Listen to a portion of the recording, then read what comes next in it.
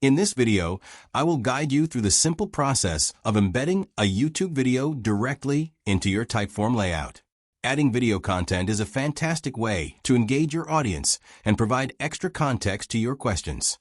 So let us get started right away. The first thing you need to do is open up your Typeform workspace and navigate to the specific slide where you want the video to appear. This could be a standard question, a statement slide, or even your welcome screen, depending on your goals. Once you have selected the correct slide, turn your attention to the right side of the screen where the question editor is located.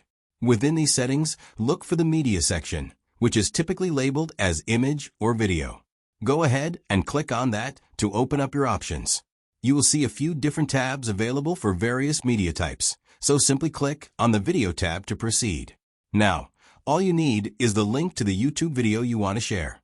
Copy that link from your browser and paste it directly into the provided URL field.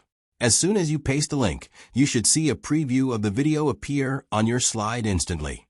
You can then adjust the layout settings to change how the video is positioned next to your text, ensuring it looks perfect for your respondents.